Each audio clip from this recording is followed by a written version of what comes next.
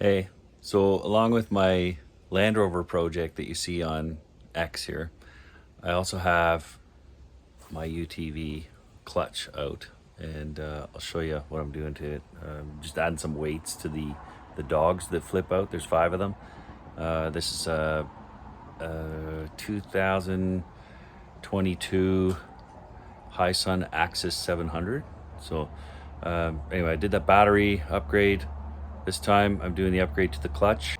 So the one-way bearing failed on this, and I had to take it apart anyway. So I thought I'd put the clutch weights in to throw the dogs out faster. I guess at like a lower RPM. You can get this bearing on Amazon for $30 Canadian. And here's the weight set. It was roughly $42. So coming out to my remote press here, I've taken out some of these circlips, as you can see. Oh, there's the Land Rover back there. I got some of these C-clips or circlips or whatever you want to call them. And there's the last one to come out right here. See that? So I'll take that out. These dogs have holes in them around here somewhere.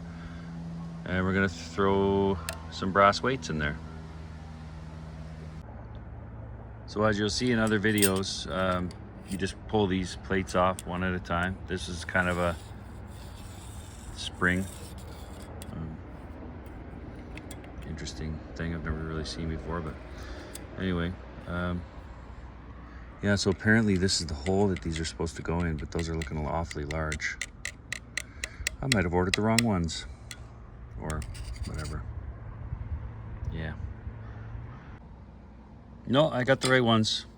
So as you can see, these puppies, they're machined right to the thou. So I can't push those in with my finger, but you can see this one flipped in real easy. What I'm gonna do is I'm gonna take that out. I'm gonna hit the side of it with the center punch all the way around. These things retain it, so that's good. So if I just hit that with a center punch on the brass outside edge or circumference, it should be a little more of a press in than these ones. So I'm gonna do that right now. So I guess someone might say support the bottom of that plate, but you know, honestly, nah, I probably should. It's starting to cantilever there a little bit.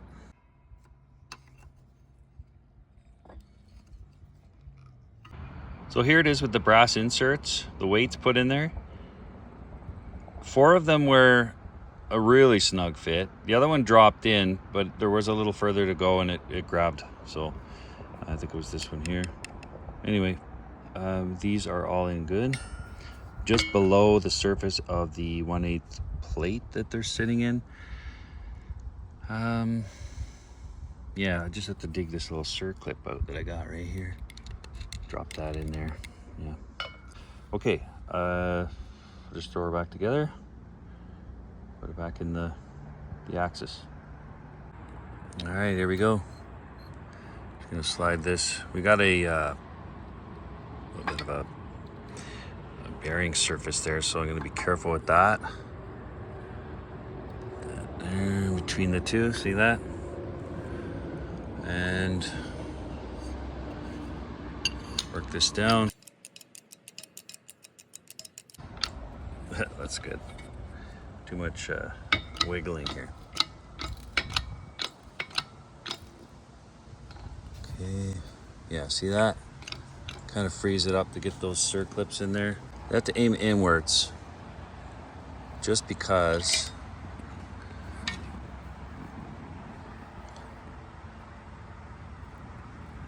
that little nipple's in the way. See that? There we go. It's in place. Perfect. I'm gonna do that to the rest of them. All right, next ones. See that spring action there?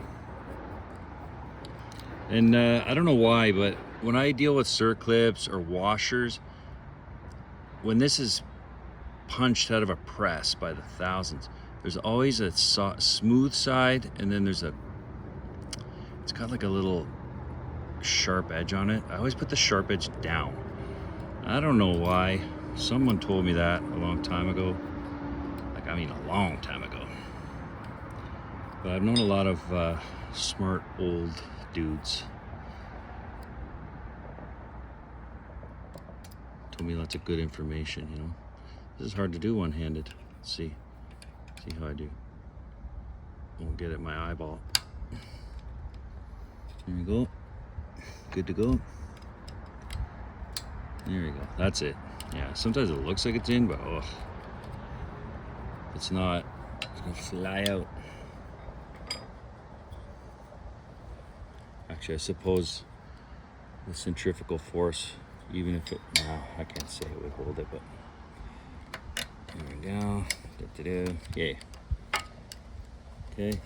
Yeah, see that? Can you see that? Yeah, there we go. That's good. Next, one more.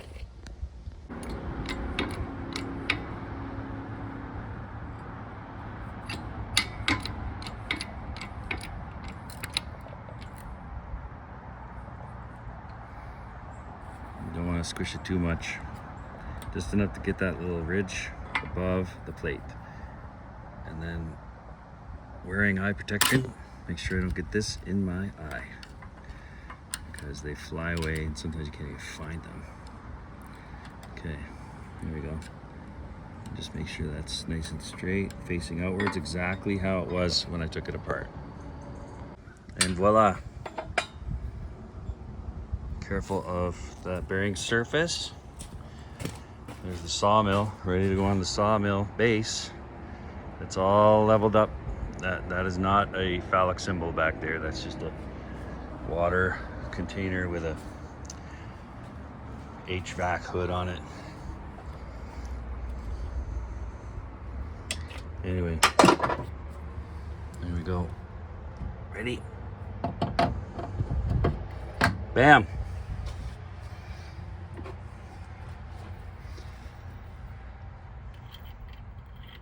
Sometimes we deal with this stuff, you got left and right hand threads. These were, surprisingly, they were all just regular. You know, it depends on the direction of the motor, but they're all standard. Anyway, I got a nice impact here. There we go. I think this is 26 mil. These ones were, off the top of my head, let me see. Here we go. Power Fist. 24 millimeter for this one, and the one that's outside here on the once the clutch goes on the outside of the clutch. So 24 and 26. Power Fist. Okay, here's the new one-way bearing. I just got it off Amazon. I had a guy from Canadian Bearing, I'm in Canada, to try and find me one of these that's a little higher grade. So here are the measurements for the drum surface and the clutch surface, and the manufacturer's number on the bearing as well. Like I heard from another video that there's some made for Yamaha that are of better quality. Anyway, it goes both ways, but once you put the clutch housing on, or the bell, it actually only goes opposite the engine. So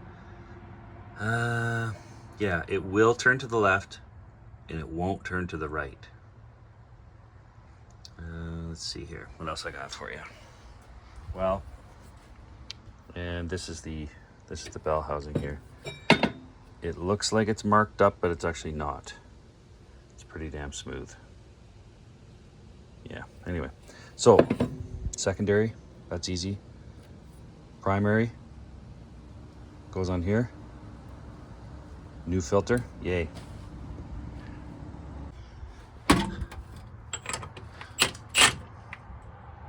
Torque it. Yeah, then just rough it. Torque it later. Hey, I just wanted to say thanks for following along with my little projects I'm always working on. If you could, and I've never said this before, but like and subscribe so that, you know, I might get more than 2. Awesome. Thanks. Awesome. Thanks.